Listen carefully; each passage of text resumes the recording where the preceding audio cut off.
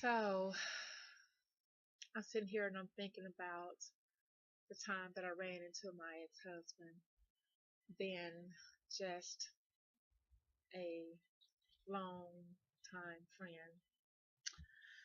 Hadn't seen him in about 10 years, and I was sitting at a bar drinking a drink, um, not paying any attention to my environment. I was just, it was my birthday weekend, and I just, you know, wanted to let my hair down and drinking a glass of my favorite wine. And all of a sudden, he says, "Stacie, is that you?" And I turned around and I looked at him. I was just like, "Daryl, what? Hey, how you been?" And we hugged each other. It was like happy to see each other. And he's like, "Oh my goodness, you have not changed. You look the same. You still got that pretty long hair. Oh, girl, and you still look good. Oh, girl, you look good." Of course, I'm like, "Hey," and so he asked me for my number, said I want to keep in touch with you, and we talked. Stayed on the phone for hours, even after I got home, and we talked and we talked and talked. And he was just so happy to talk to me. He said, "You know what? I let you go before. I bet you I won't let you go this time. You're gonna be my wife." Like, so for whatever. He goes to commence to say, "I mean, I've always thought you were pretty. You have that long, beautiful hair." And like he said, "Baby," he said, "your hair has always been pretty." And that's true. My hair had been pretty. I mean, I had long hair ever since I could remember. And, people would always converse about my hair. That was always a conversation starter, you know. So I was used to people always complimenting me on my hair. But I had this secret that nobody knew yet. Fast forward, he and I get married. All happy and happy were we. And I'm still holding on to this secret. I'm like, how do I tell this man that this hair in my head is mine? That I'm wearing weave? Because he always talked about my hair. Every time he would describe me to people, he would always say, "My baby is so fine. My baby is so pretty. She got the longest, prettiest hair, man. My baby got long hair. Ain't fake like these other women's hair." But the fact is, I did have tracks in my hair. We just didn't know about them. They were like around here. I had hair, and it was long, and it was down to my shoulders. Well, I lived with this secret. I wouldn't tell him. I wouldn't tell my family. I wouldn't tell anybody because I was ashamed. I was embarrassed to talk about the fact that my hair was leaving me. I remember when I went to the doctor, I went to this dermatologist and I said, "Something's wrong with my hair. Something's not right." And he diagnosed me with alopecia. And I'm like, "Alopecia? What is alopecia?" See, I had been given this diagnosis about 3 years before I met my husband. And at the time, I'm thinking, this dermatologist don't know what he's talking about. Alopecia? Who? Black people don't have alopecia. What is alopecia? Alopecia? What? Like, this white man don't know what he's talking about. He gave me this pamphlet. The pamphlet showed a woman with no hair, eyebrows and eyelashes missing. I'm like, this fool got me twisted. He don't know nothing about black skin. How ignorant was I? How ignorant was I?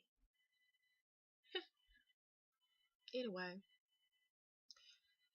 fast forward, I remember my hair thinning, and I would do anything to keep my husband from knowing the truth. I was not going to share it with him that I had alopecia. After all, he loved my hair. My hair was everything to him. My hair to him was beauty. So, out of fear, I refused to let him know that my hair was not my hair. And I went to the beautician every single week getting tracks in my head to make sure that he would never know that I didn't have that this hair was mine. You see, under my hair, it was long. Here, it was long. It was very long. You could feel in my head. You wouldn't feel no tracks because, see, my alopecia started right here in the center of my head.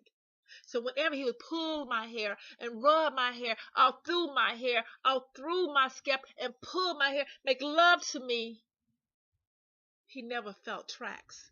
So I lived that lie until I couldn't live it anymore. You see, my hair started falling out more and more and more, and I couldn't hide it anymore. So I decided that I'm going to start wearing wigs so he won't know. He went off on me and he said, wigs are for old women. My wife would not wear a wig. I was too ashamed to go to the beautician anymore because that spot had gotten wider.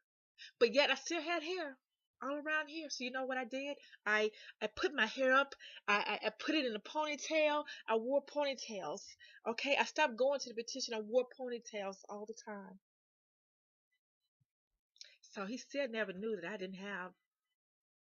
He never knew that I had alopecia still. But then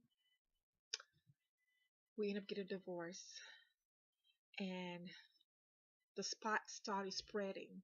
I could no longer hide this spot because now I didn't have hair to pull back to cover the bald spot anymore. I went into a deep depression. I didn't love myself anymore. My husband left me. I didn't have my husband anymore. My hair was leaving. And here I am single again. No man will want me. No man is going to love me. My husband don't love me anymore. I went in a deep depression. I didn't love myself. I went to work. I come home. I went to work. I came home. Every day, I would come home, take this wig off my head, put it back on the next day to go to work. I stopped being sociable. I wouldn't go anywhere because I was afraid if I meet somebody, and normally I would always meet somebody. I would always run into somebody, a man that says, "Oh, you are so gorgeous. You're so beautiful. Can I have your number?" No, I'm not dating. I don't want to date. Because if I get close to you, then you're going to find out that I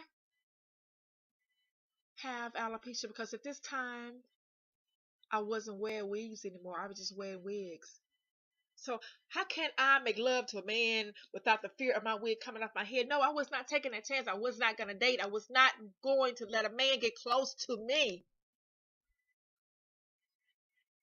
So one night, God come to me and he woke me up and he said, "Stacie, get out that bed and quit feeling sorry for yourself. Your hair does not define you. Your hair does not define you." Like, okay, God, is that what you say? But baby, no. Society says hair matters. Society says you have to have straight hair. Society says straight hair is beautiful. Society says hair is beautiful. I'm not beautiful. I don't love myself anymore.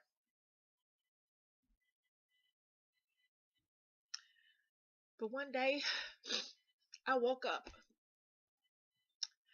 and I went to my brother. You know, I said, after a very hot summer, I said, I can't do this no more. I can't continue to wear wigs on my head no more. I'm not going to do this anymore. It's too hot. I refuse to do this. So I got my brother, told him take these clippers and shave the rest of this off my head. Because up under this wig was patches of hair. Not much to talk about. I had this big old bozo bald spot in my head and random bald spots on the side of my head. I said, I'm no more. If a man is gonna love me, he gonna love me. But you know, I still wasn't really that brave. I talked a good game. Clippers he took to my head and he shaved my head. I still wore wigs. I still wasn't ready to let the world know that I have no hair anymore. I hadn't even told my family yet that I don't have hair. Did I have alopecia? I was embarrassed. I was ashamed. Because, I remember one time when my grandmother told me that a woman's hair is a glory. I remember one time I cut my hair for the first time because I always had long hair and I wanted to try something different. So I got the Halle Berry haircut. I was 24 then. My grandmother gave me the blues. Walking around looking like a boy. What's wrong with you? Wow. So if she cannot accept me with a low, sexy Halle Berry haircut, my grandmother is not going to accept me with a bald head. How can I go before my family and let them know I don't have hair anymore? How? I don't know. I can't remember when exactly that I decided that I can't do this anymore. I remember going on YouTube and I was telling them about my decision to finally cut the rest of my hair, and I had all this support, and I was like, wow. And I had other ladies coming to me thanking me for making that move because they needed that. Huh, wow. I realized there are more women like myself who were feeling sorry for themselves, who were depressed, to finally love yourself again. I love me. Hair does not define me. I'm still beautiful. So I sent a picture to my mother and my sister of me bald. They accepted me. What do you know? They accepted me. They didn't talk about me. They didn't look down at me. They weren't embarrassed. So you know what? I got rid of that wig. I gained self-love, self-confidence, and empowerment. This is the true me. And there were probably there was a few guys that was attractive to me and thought I was very good looking and sexy or whatever you may. And a few of those guys probably looked at me like, I wouldn't dare date a bald woman. I wouldn't dare date a bald woman. But you know what? That's okay because you missed out. Because the same woman before this hair loss is the same woman I am. I can cook. I'm a good woman. And guess what? The real man, the man that was for me, the man that was for me who loved me despite not having hair. You understand me? He loves me for me. The right one for me loves me. He is not about what's on my head. He's loved me despite what's on my head, what's not on my head. He loves me. He loves what's inside of me. He loves my pretty smile. He loves my bald head. He shaves my bald head. He loves me. Once I didn't love me, but now I do. Stop feeling sorry for yourself. It's time to love you too. God doesn't punish no one. God makes no mistake. I am thankful that He allowed me to go through this journey of self-love because I thought I loved me, but it wasn't until I lost my hair that I really truly started loving me.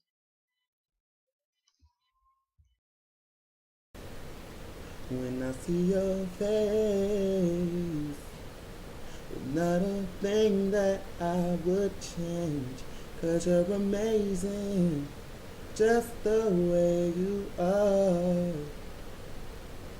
When you smile, the whole world stops and stares for a while. But girl, you're amazing, just the way you are.